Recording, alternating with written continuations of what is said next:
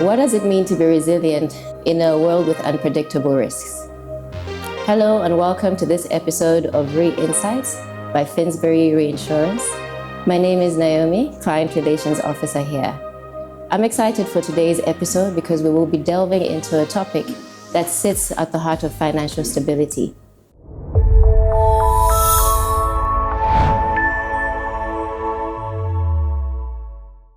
Today, I'm joined by the Chief Risk Officer from the Zambia National Commercial Bank, Mr. Mutisonge Zulu, who will be giving us an expert analysis on the risks we see today. Mr. Zulu, you're welcome.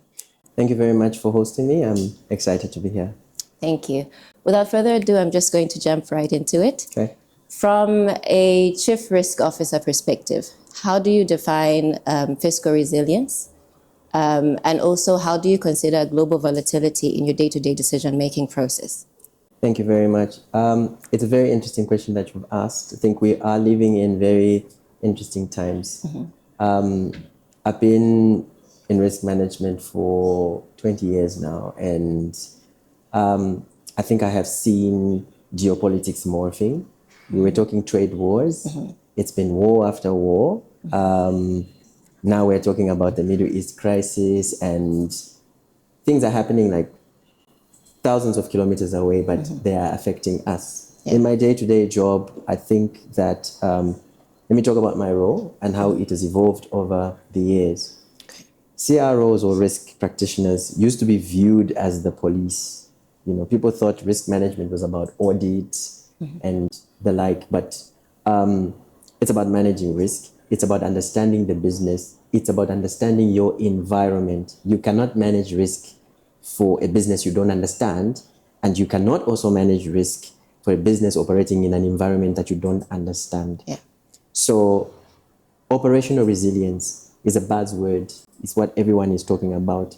But in a fiscal context, fiscal in itself is linked to the sovereign or a supranational level, you know. So when you talk about resilience, it's your ability to absorb shocks, to recover, and to adapt and continue operating. Okay. So any business operates within an environment. There will be risks. You will be hit by shocks. But the question is, what is your ability to absorb those shocks, your ability to adapt and to recover, and to continue providing a service?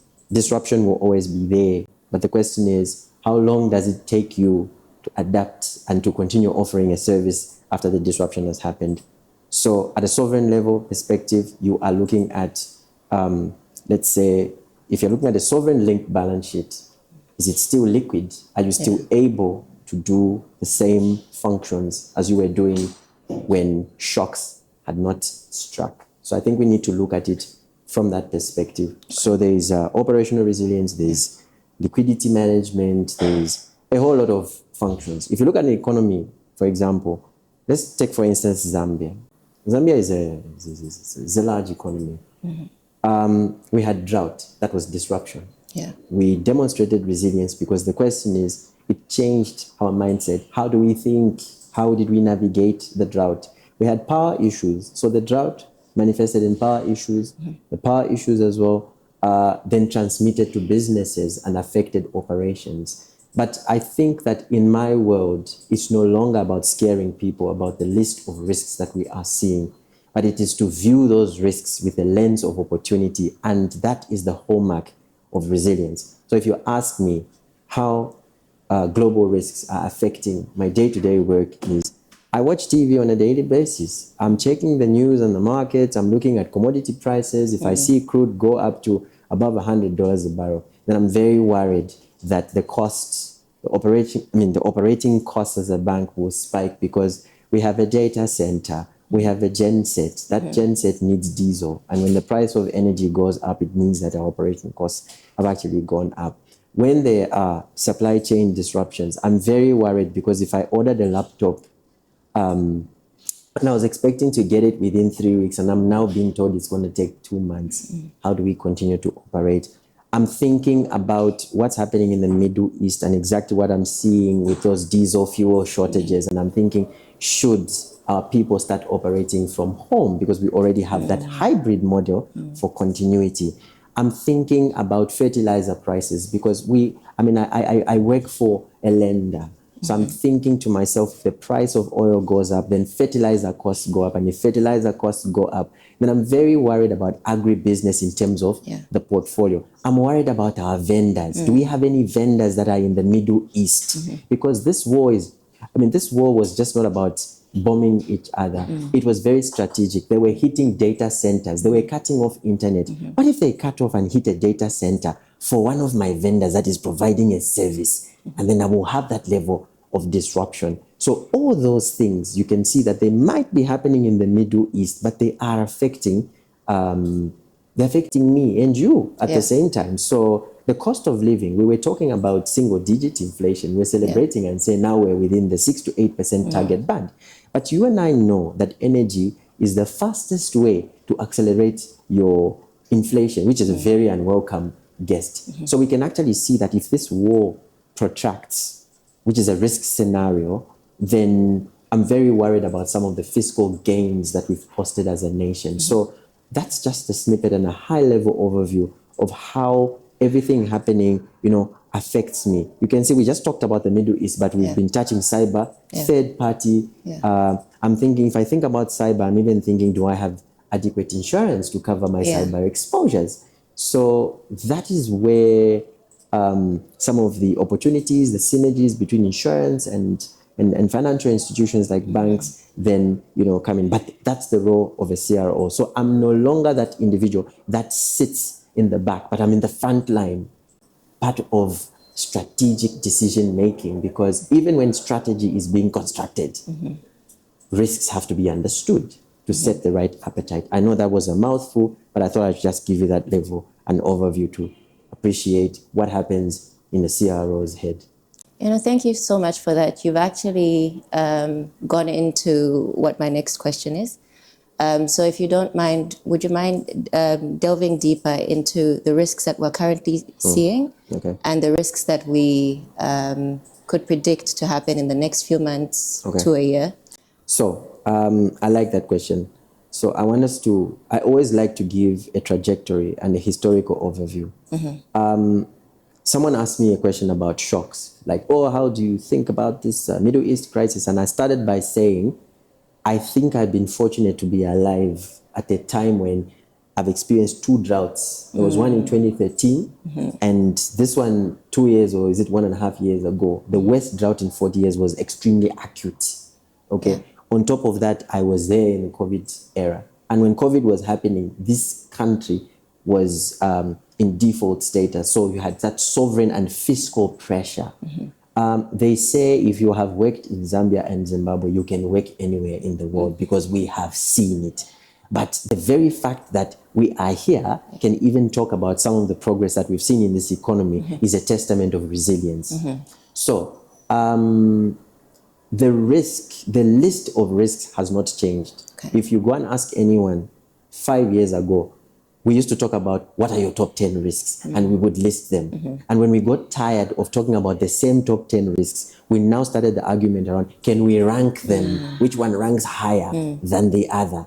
We ranked them, and after that, the world has now evolved because it's the same risks we are seeing, but they're taking different forms and shapes. We talked about geopolitics. There is still geopolitics, but it's taking a different form, So now, the biggest risk is everything falling due at the same time. Then it puts pressure on control. And that now takes us to stress testing. How often do you stress test your positions, your balance sheet to withstand? Do you have adequate capital enough to withstand all these shocks? So some of the risks that we see, I'll start with the local context. I think that Zambia has had sovereign stress and sovereign pressure, fiscal fragilities, and I think we are at the tail end of a debt restructure. I know that it's above 94%, and that in itself had ripple effects. You need to appreciate first order and second order risks. So any risk manager has to appreciate that risks are now interconnected, interrelated, interdependent, and symbiotic. One thing leads to the other, and that's where the probability of everything falling due at the same time becomes very critical.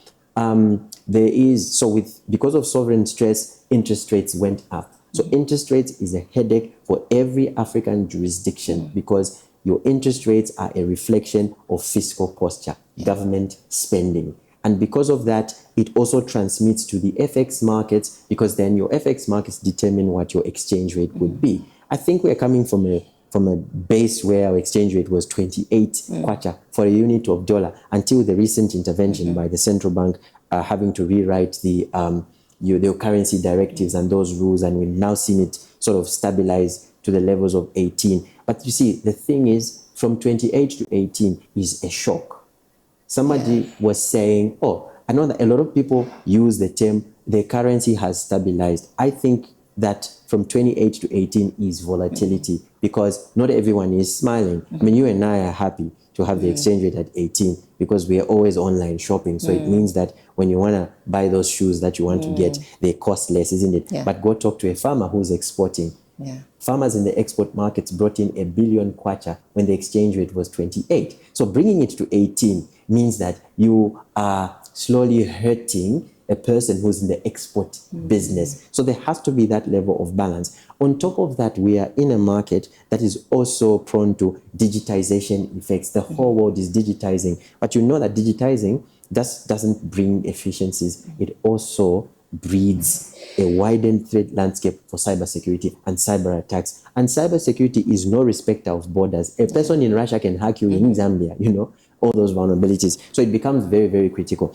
And because we are digitizing, we've got a whole lot of these technology products and the like. And because we are not the center of excellence when it comes to technology, we then bring in vendors. And that is your third-party risk. And then you are exposed to those people because they come into your environment. And if they're in your environment, it means that they are seeing everything you're doing. It's like bringing someone into your bedroom. Then they know all your secrets. You know what I mean? From a risk perspective. So there is third-party risk, which is connected to technology. And then you've also got these market-related type of risks. And then because you have technology, the most important thing is how resilient is your technology? Where are you housing your technology? Is it in the cloud? Because if you have a Cloudflare disruption like the one we had, I think earlier in the year or last year for about 20 minutes, everyone in the world was down. Yeah. So those dependencies and all those are risks that affect your business. And then on top of that, as we are dealing with all these risks, then the world as well has not gone to rest because it's now become more chaotic, more fragile. There's fragmentation. There's people are fighting each other. There's this aspect of geopolitics, trade wars. You saw what foreign policy shifts in the US did, those pronouncements. Now you can't have aid funding. The US is pulling out of the World Health Organization. All those are health issues. Now the question is, how are we going to get drugs? All those are risks that then transmit all the way up to the sovereign because we got so dependent on healthcare. So it means that our governments need to find funding to cushion and create that opportunity, and it starts to put pressure.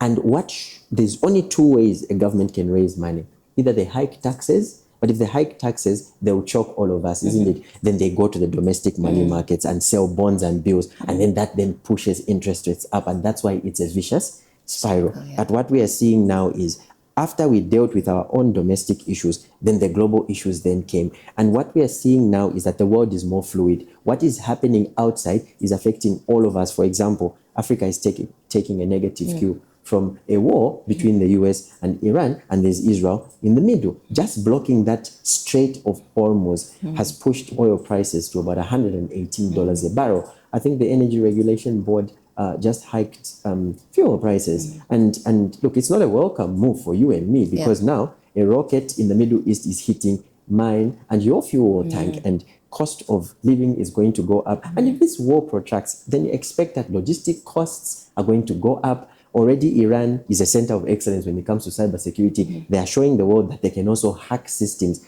And you see, when systems are being hacked, they create vulnerabilities. Then we start to worry about cybersecurity. And I think I wrote an article where I was saying, I think insurance companies are not having a great time. Can you imagine a ship is leaving the Strait of Hormuz with oil and it's insured?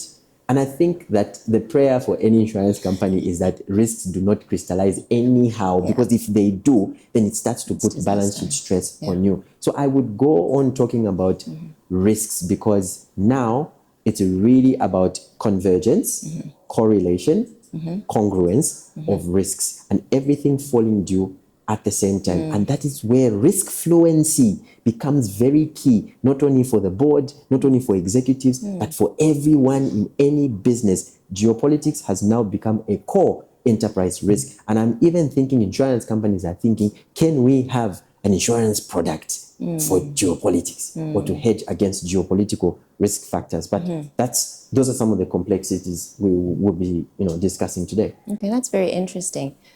How do you respond when the pressures are happening at the same time? So first of all, risk management has evolved. First of all, risk management was silo-based. I'm a specialist in market risk.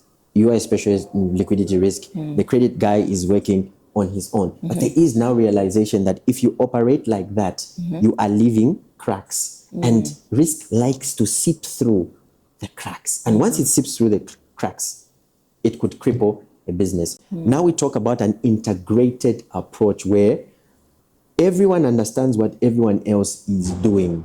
And part of the role of a chief risk officer is to highlight how everything is interlinked, interconnected, interdependent, and symbiotic. That way we can have a conversation. And it takes me to stress testing, because every now and then every business must sit down and assess what are the risks that we are facing, what are the pressure points that we are seeing. Only when you understand can you develop the right level of resilience, you see. And it takes me to another point. Those that are lazy or careless would definitely think, I don't need to understand my risks. You know what? I'll just pay an insurance company to come and insure all my risks. I believe that you could have insurance, but the world has become so complex that it's also becoming very difficult for insurance companies to price certain risks. Because, for example, how are you going to price me for cybersecurity? Because my cybersecurity posture depends on small vulnerability. For example, they say the strength of a chain is measured using the weakest point. You can be strong all this way, but it will just take one person within the organization who doesn't understand cyber, who click on an unsafe link, and the whole organization will get crippled. So in terms of response, it's that you start with understanding of your risk types. And if you understand your risk type, and I think we need to be very honest with each other. We need to appreciate what can we do to diversify some of the risks that we are facing. And I think these partnerships between insurance companies and banks, for example, are also going to be very critical, because we need to understand each other. I know those conversations that take place when you want to claim your insurance, and then insurance says, no, we want to understand what your controls posture is. Do you have the right controls? Because even you will not be very comfortable paying a claim when you know that your client is not exercising the right level of controls. So the onus now on responding is also on what I deem our controls posture. So the question is, what is our controls posture?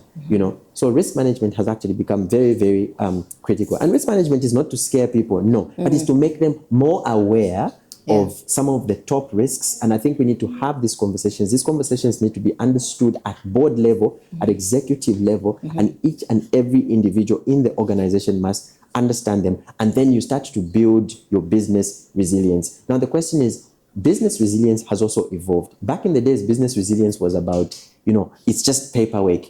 What do we do if there's a fire in the building and they're like, no, your resilience must go to liquidity. When we have a liquidity crisis, do we have sufficient backup? Do I have enough capital? Do I have enough capital buffers that I have in place? And the interesting thing is, insurance can also act as synthetic capital to some extent. We need to have resilience against, they call them disease pandemics as well, because in COVID period as well, resilience was tested. And I think COVID proved to us that the human being is actually the most important factor, because without human beings with technology, there would be no business, So that is part of your response program. And your response program must also be an iterative process. It's not a once off. No, it's a continuous process. You're going to do this to next year, you're going to have a different set of risks, and you have to keep, adapting, changing, and trying out new things. And that is teaching you, because then you can see that your model is fluid enough. Because I can tell you for free that you can never really get it right the first time. Okay, it takes me into the next question. You spoke about the weakest link. You referred to the analogy of the chain. How would you advise organizations to best prepare for any eventualities? I think, first of all, it's about understanding the environment that you operate in.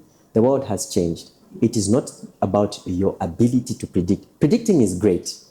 You can predict, but it is more your ability to respond to what you are predicting. If I can predict and I can also respond, and if I can respond, let me also adapt. And if I can adapt and recover, then I'm guaranteed that I'm building the right resilience posture. And that is very, very critical. So gone are the days that I would go to the boardroom and go and beam a presentation and say, I have a list of 10 risks and the like. The next question my boss will ask me is, so what is your guidance? And that's why they say risk people are 1, strategic advisors, 2, solution partners.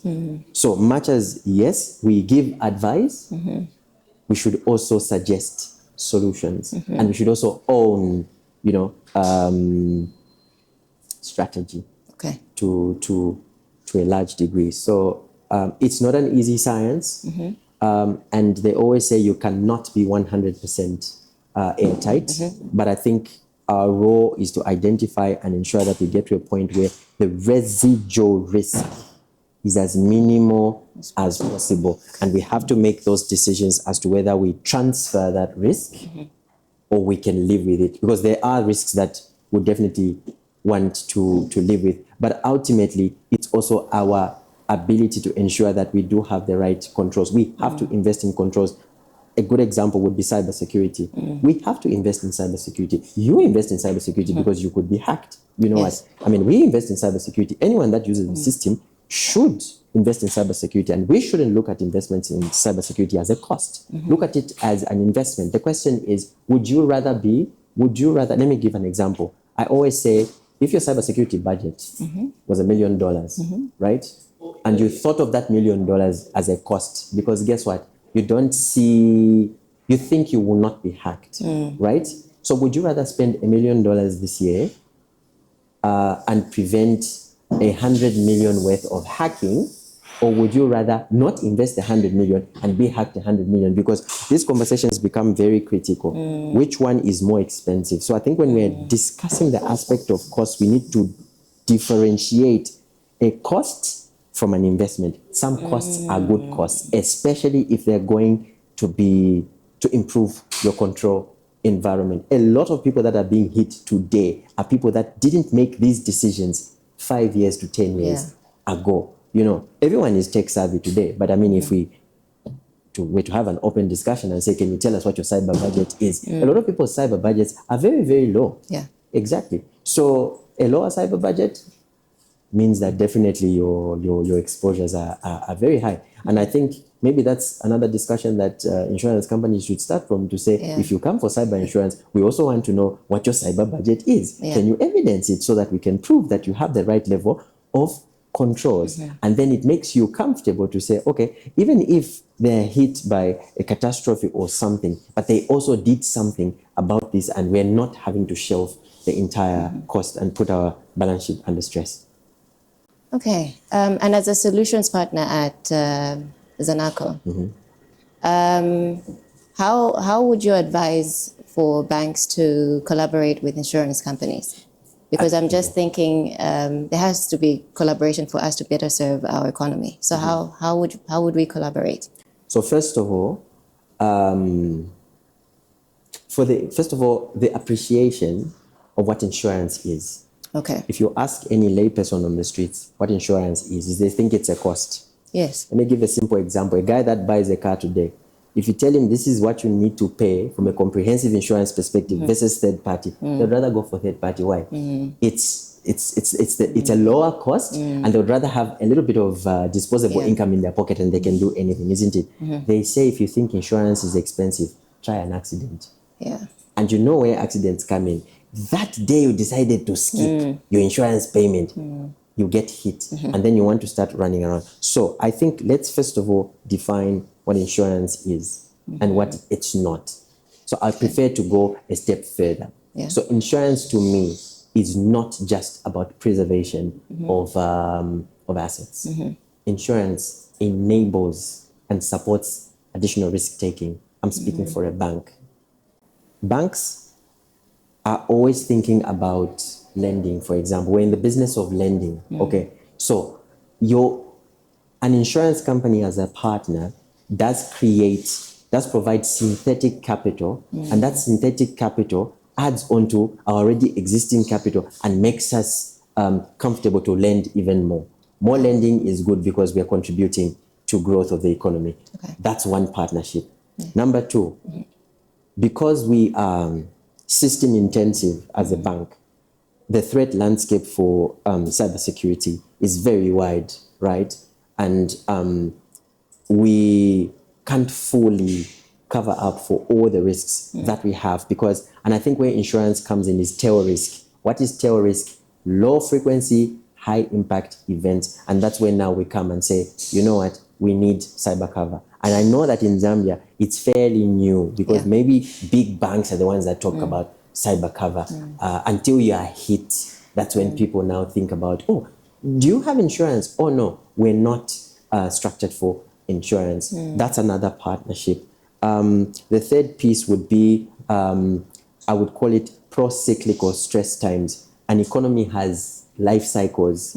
There's times when there's a boom and it's all great and everyone is smiling. And then there's times when, oh my God, it just turns around. Yeah. And what that does in pro-cyclical times is that all institutions then shy away from lending because people don't want to take additional risk. And that is another space that an insurance or a reinsurance entity then comes in. So to take that additional level of risk in times when people are shying away from banks, when banks are shying away from lending, insurance companies become very critical because insurance also helps our risk-weighted assets. It helps with our capital adequacy ratios as well. So I do so much appreciate the partnership between insurance companies and financial institutions because trust me, without insurance, I think insurance companies should also do a stress test and say, if we strip out insurance, where would the banks have been? Because I don't think banks would still be lending as much as they do. Without insurance.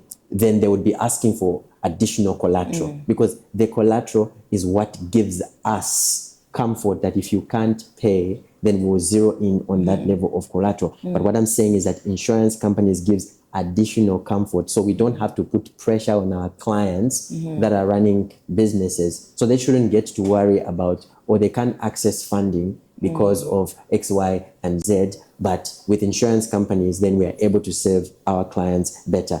Also appreciate that it's a chain. It starts from a client who's a business, who's operating within an environment, then they come to a bank. When they come to a bank, we lend them money, but they bring their risk to us because guess what? They are paying for their facilities and anything that affects the operating environment could affect their cash flows and they'll struggle to pay. And when they start struggling to pay, then we also are keeping, we have a shareholder who expects increased shareholder value. And because of that stress, we could start eroding value.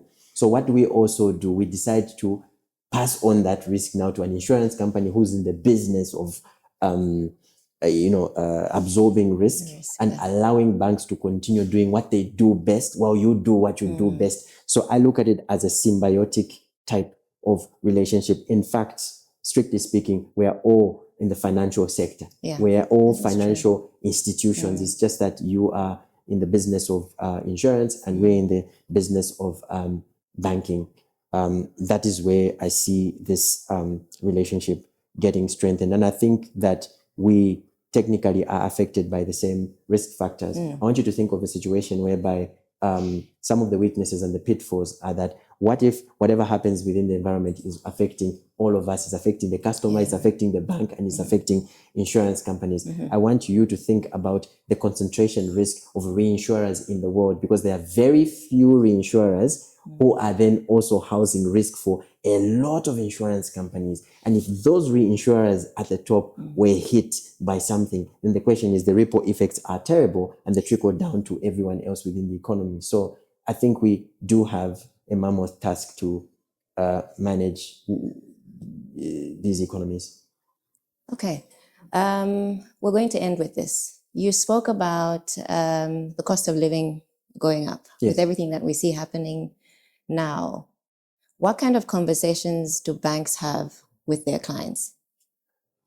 Great. Very interesting question. So banks and clients have honest conversations. So the way banks are structured is in such a way that they have specific or sector relationship managers. Those relationship managers are personal to the businesses, personal to the extent that they are intrusive enough to understand the business operations, to the extent that when the business is going through stress, the business is speaking to the relationship manager to explain some of the challenges that they are facing. And then it is now up to the bank to think about how we can structure solutions that will assist that business in times of stress. You know, they say an all-weather friend is a friend that sticks to you even when things are bad. You know, that's the nature of that relationship. So we don't just get people's deposits. No, we actually take risks on individuals, on companies, and we actually fund companies to growth. So in the good times and in the bad times, we're there. So in times of stress, our role is to understand the sectors. Our role is to provide advisory to help these clients manage risk better. I'll give you very simple examples. For example, if your client maybe has dollar loans, right?